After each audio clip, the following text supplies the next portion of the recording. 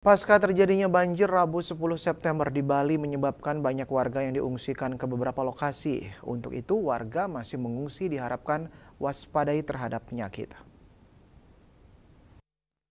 Yuk, opor-opor.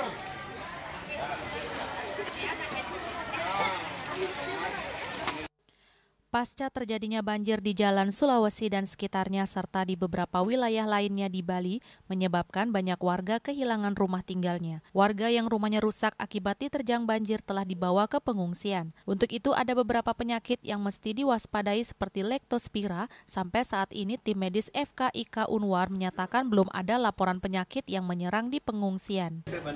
Kalau banjir biasanya Leptospira itu yang paling banyak. Sampai saat ini dokter dalam Ikatan Dokter Indonesia dan juga Fakultas Kedokteran juga dari tim bantuan medis juga bergerak ke sana. Sampai saat ini sih belum ada penyakit akut seperti diare, kulit, tapi yang paling sering biasanya Leptospira ya kalau lanjut. Dan sampai saat ini belum ada. Tapi kita tetap waspada dan kita akan surveillance terus.